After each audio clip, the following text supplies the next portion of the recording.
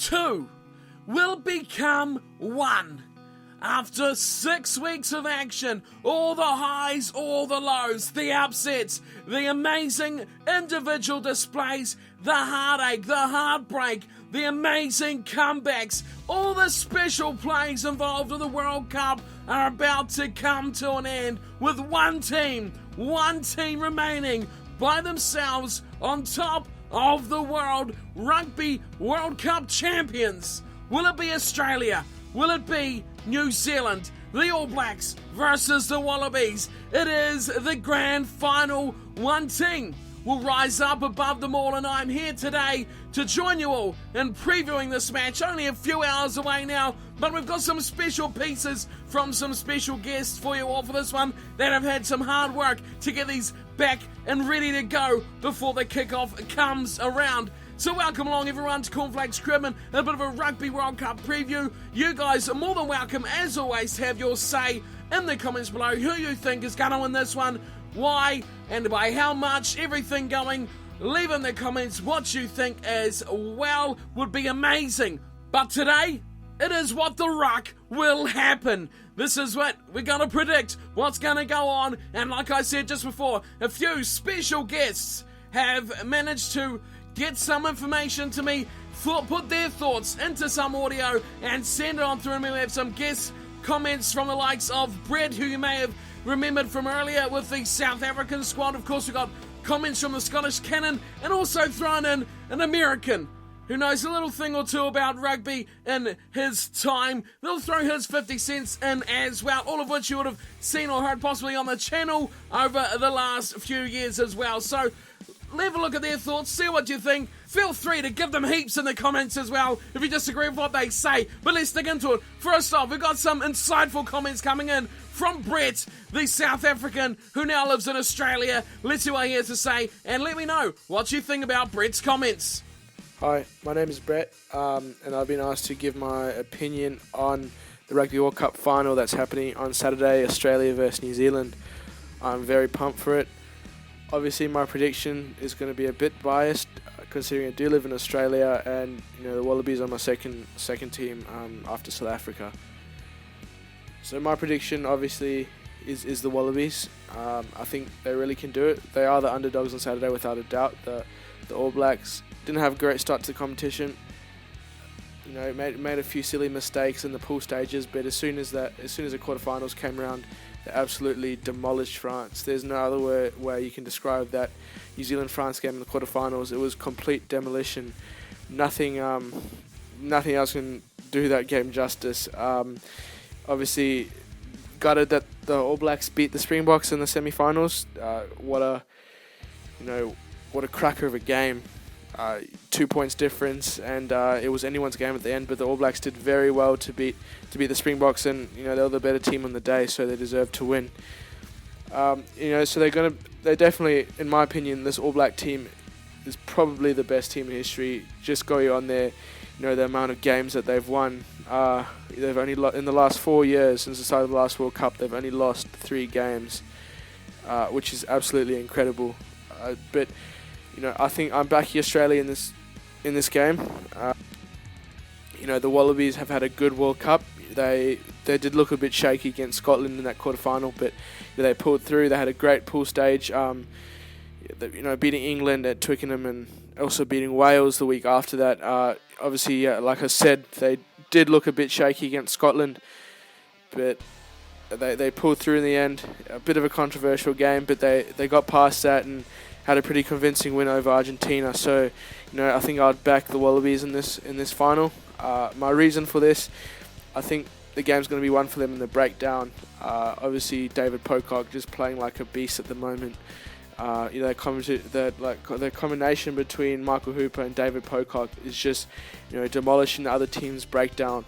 And I think, New Zealand has Richie McCaw, but whether they'll bring Sam Cane in as well to help Richie, combat those two. But I think these two are going to get over that advantage line and win at the breakdown. So I think that's where they're going to win this game. They're just playing superb rugby at the moment. Alamashi Cooper getting a hat trick in last week's semi-final against Argentina.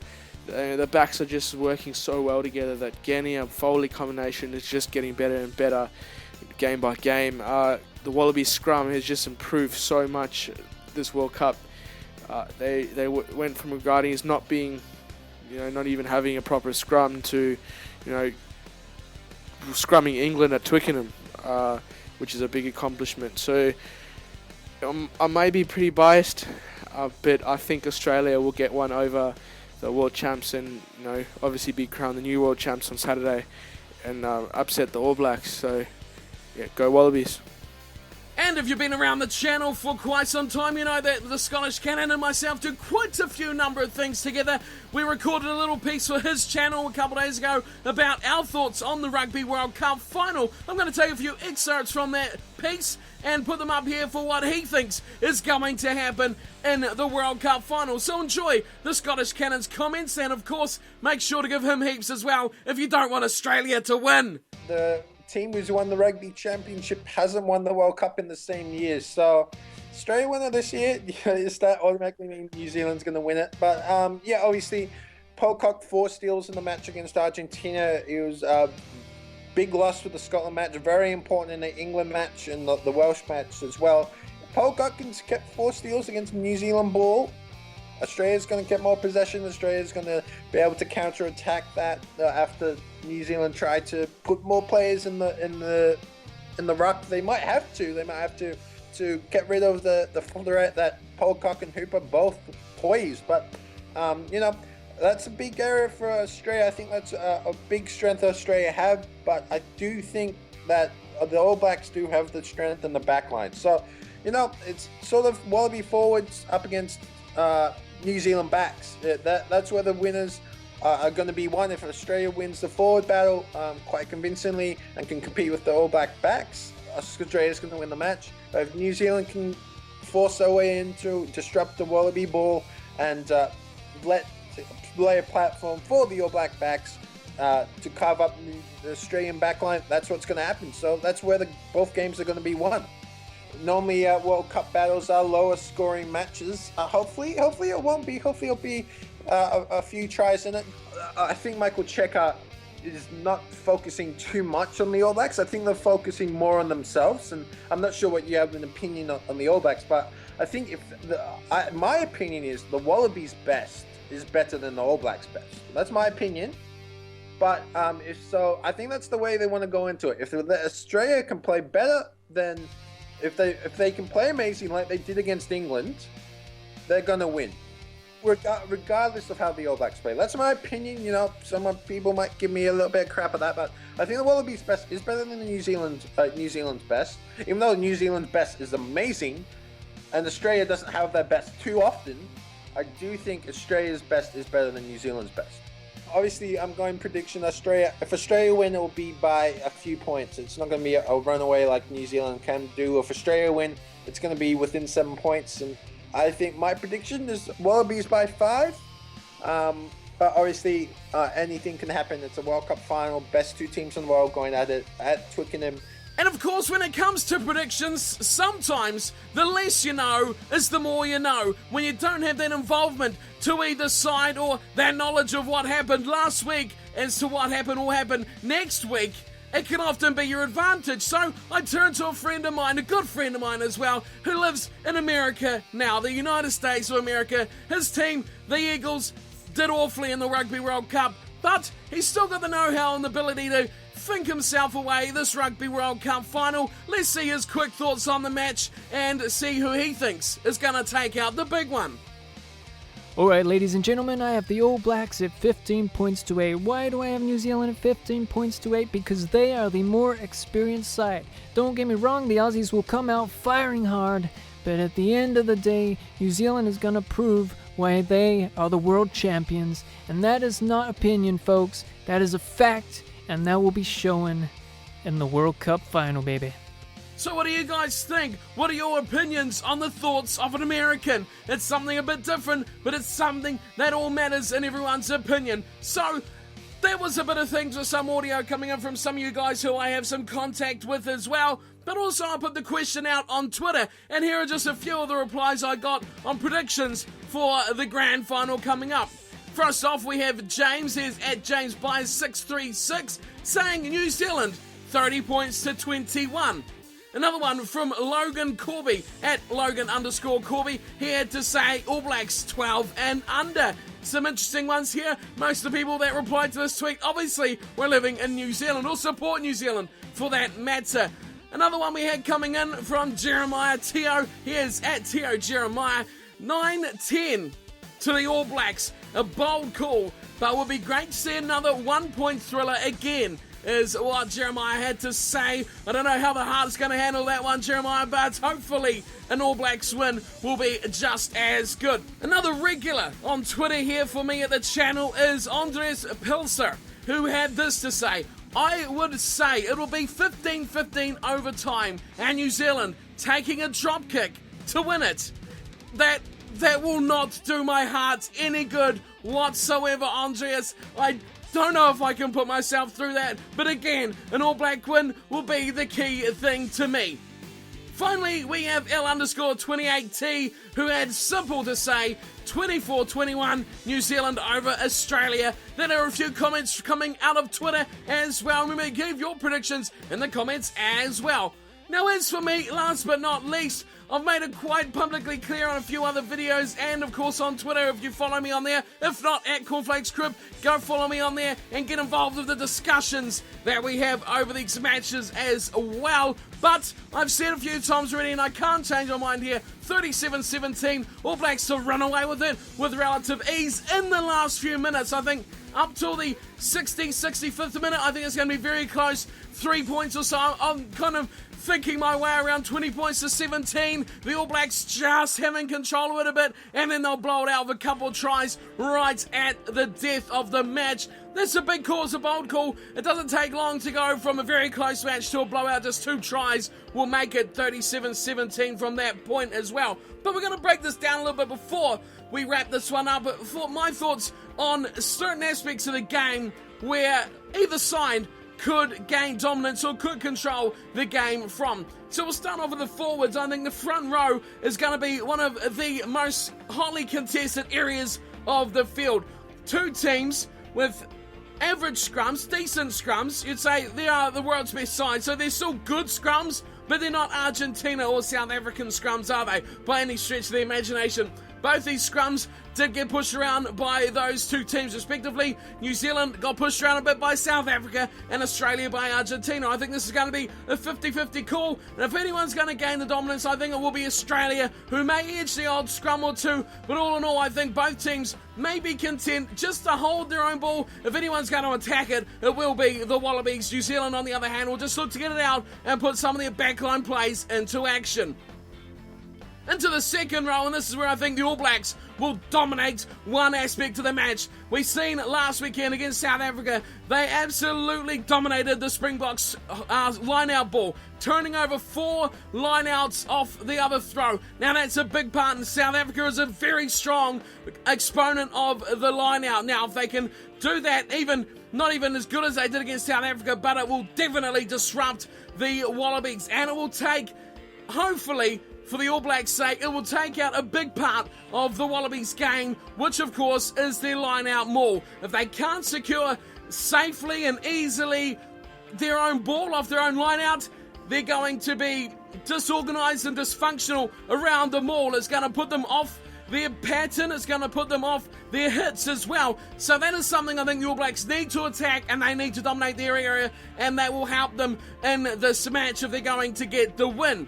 Into the back row, and this is such a huge part. I think there's no question the Wallabies have the better back row, you can say, especially when it comes to disrupting the ball at the breakdown. There is no better than Hooper and Pocock. McCaw on his own cannot compete with that. He's going to need massive help from the likes of Kaino and Reed to dislodge those 2 open-siders from the breakdown area. But I think what's going to be more important is not whether they can dominate the breakdown, but if they can control their side of the breakdown. I think the All Blacks, when Australia have the ball, probably won't be as aggressive at the breakdown. They probably won't throw as many numbers into the breakdown. They'll probably just wait for the Wallabies to make a mistake or kick the ball away. They'll focus on defence, and keeping things tight, and then wait for a mistake, wait for a kick, wait for another option, even a quick turnover with one man over the ball quickly if they can manage to do so. On the other hand, when the All Blacks have the ball, I think what is most important and will ultimately, I think, be game deciding will be how well the All Blacks forwards and backs, if required, can protect their own ball. When it comes to ruck time, the ball and Aaron Smith need protection. If they can't protect Aaron Smith, then they will have a really big struggle in this match, New Zealand. If they need to protect Aaron Smith, that is really priority number one. Protect the ball on your own feed as well. When you take the ball into contact, secure ball, protect your scrum half, because Aaron Smith, if he gets the room, gets the time, if he gets control of the game, he is just the best. He's number one. If he's got forward ball, space and time, he is almost unstoppable at dictating the game, dictating the pace, and setting up his backline with massive amount of ball as well. So that's going to be key. I think that will decide the match, just whether the All Blacks can protect their 9 or the Wallabies can get the mongrel in there around the sides and over the top of the ruck and really upset the patterns and rhythm of Aaron Smith. Speaking of Aaron Smith, he'll be the next one we'll look at. The scrum halves, Guinea up against Aaron Smith. Now this one is going to be huge as well. It's going to be one of the big encounters. Will Guinea, of course, such a great player in the past. He's had the highlights of his career, such amazing things he did with the Wallabies in the years gone by, but he has gone down a lot since then. Often the best we've seen of him, we have not seen for quite some time. But that does not mean, by any stretch of the imagination, that his best is past. Guinea still has the ability, he could still control this game, but it will be his opposite number, Aaron Smith, who will be the one that will be to watch. And if Aaron Smith is allowed the space and allowed the time, like I mentioned earlier, to play his game, he will dominate Guinea, but it's going to be up to Guinea. He really has to step up and get back to his form of old if he is going to help win this game for the Wallabies. That's going to be a big match. It's almost, the man at the top of his game versus the one who's trying to hang on to the legend he has been. On to the fly halves, and this is another one that's going to be massive. Every matchup is going to be massive. But it will be Daniel Carter up against Bernard Foley. Now, Bernard Foley, this is where things could get interesting. Foley needs to have one of those good matches. His worst enemy is his consistency. We've seen his kicking has been a bit wobbly. The Wallabies will not want that at all in this final. He needs to be on song. We've seen from Dan Carter, he has been absolutely brilliant with his goal kicking and his general play running around the field as well. We've seen one of the pool matches against one of the Minnows, Georgia or Namibia, one of those two.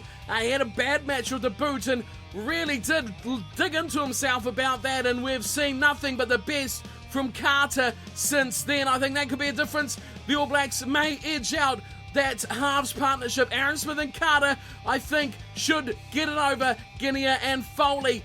It's going to take something special from the Wallabies players to get it over those two in the form they are in and have been in this World Cup.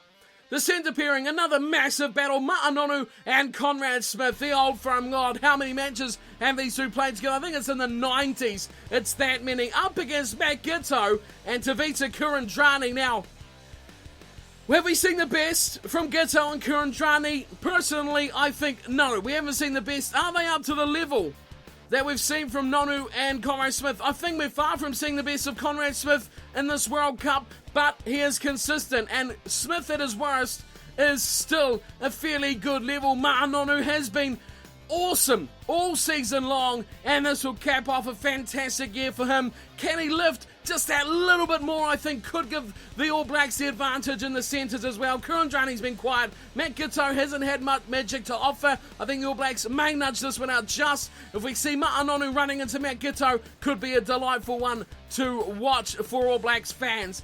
Into the wingers and two-thirds of the back three, you could say. For Australia, Adam Ashley Cooper and Drew Mitchell, they're the ones they've gone to pretty much all tournament long, up against Nahum El-Mascata, and of course, the big bus, Julian Savea. Now, this one, I think the All Blacks have got it written all over it. Adam Ashley Cooper, I've spoken about before, and Drew Mitchell, not so much Drew Mitchell, but especially Adam Ashley Cooper, is a catch and score try winger.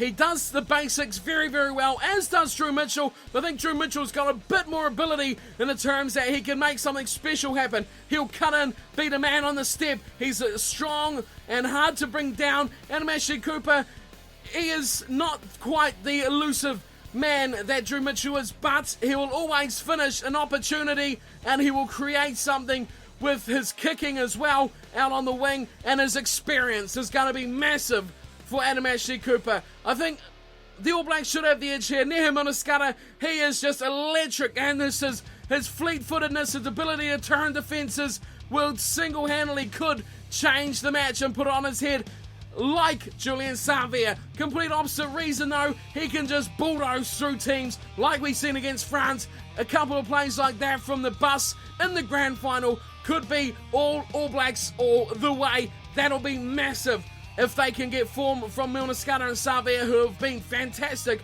so far for New Zealand. One man left, and it is the fullbacks. Now, Ben Smith versus Israel Folau. Now, this is a big one. Israel Folau, injury cloud, and not at his best form, and particularly doesn't really seem to perform playing against New Zealand. So the question marks are over Folau. We know he's got the ability. We know he has that X factor that he can carve up any defence in the world. But can he do it against the All Blacks in a World Cup final with a niggle injury as well? That is going to be a big call for Folau. But I think he's better than option B, which is a fully fit Curtly Beale. Off the bench, we may see Beale make an impact, but I think Folau definitely has to start for the Wallabies, and he will as well. Ben Smith for New Zealand, one of the best players in a black jumper this Rugby World Cup. He has been fantastic. His chasing and catching and kicking of the high ball, amazing defensively at the back. He is one of the best in the world, and on the attack as well. He's so elusive to put down. He's a strong man, and he just has a step and just that ability to break through tackles, which is going to be huge for the All Blacks. If they can get them coming in, that's going to be massive for Ben Smith as well, joining the backline. Now, what's left is the replacements, and I think without particularly isolating players specifically, I think the All Blacks bench is by far and away a lot better than the Wallabies bench. I mean, Sonny Bill Williams and Bonan Barrett, the two backline reserves, their impact has been outstanding, and they are going to be massive. Sonny Bill Williams especially, it's hard to not start him, but I think the way he impacts the match when he comes off, players getting tired, he's got that little bit extra time being fresh, he just makes such an impact. He is an outstanding player. I cannot wait. I think Sonny Bill Williams will come on and he will rip this game to shreds. Bonan Barrett, give him half an inch, he is gone from your sight. I love Bonan Barrett's speed. I think they're the key off the bench, as well as like Sam Cane coming on will bolster the back row for the All Blacks and the front row as well. I think it's all good news for the All Blacks coming off the bench. Tawera Kurabalo, I'm sorry, but unless the All Blacks are leading by a decent margin in the dying minutes, I don't think you should get any time on the field in this World Cup final, because Aaron Smith is just too much. He's just too inspirational. He's too important for this team. In a moment, they will really need his impact. As for the Wallaby replacements, I mean, Tatafu Pilota now, good player. Slipper, he'll be disappointed he's not starting, but it's hard to get rid of CO and Kepu, who have been fantastic as well. Holmes is on there, probably, not quite up to that level. Dean Munn has shown decent ability. McCalman, if they have to bring him on, they'll definitely lose something. Phibbs and Tumua, I mean, Nick Phibbs, we've seen some really poor performances, and I don't think that the Wallabies will want to bring Nick Phibbs on at all. Tumua can add some impact, but will they want to bring Tumua on for a Foley? I don't think so. Like we've seen in the past, it'll be on for someone like a Gitto, or further out in the backline, Curtly Beale. We'll definitely see him. He can fit in anywhere from 10 to 15, so we'll be seeing Beale in some impact.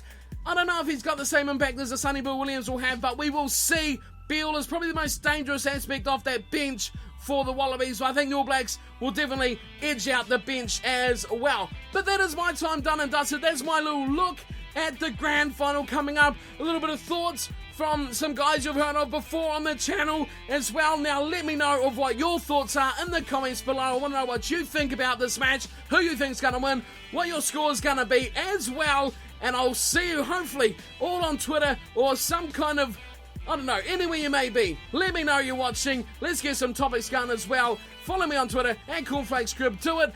Give me a tweet, and let's get some going for this big match, the World Cup final. I'll be up 5 a.m, I think it is the time. That'll be a nice early morning wake up to get into some Rugby World Cup final. Cannot wait for this to get underway. I hope you're all primed and ready to go for this big one. Let me know your thoughts, as I said before, and enjoy the grand final. Thank you everyone for your comments and thoughts and opinions on all of these videos from the Rugby World Cup. I'll be having some more of the third and fourth playoff that was this morning as well as a grand final, hopefully coming up next day or two as well. But for now, for today, this preview took a while to come together, but I'm glad we could get it all done and get it all out before the match got underway. So until we meet again, thank you for tuning in and watching. Hit that subscribe and like if you're enjoying the coverage of the Rugby World Cup, and I'll see you all next time. Until then, take care.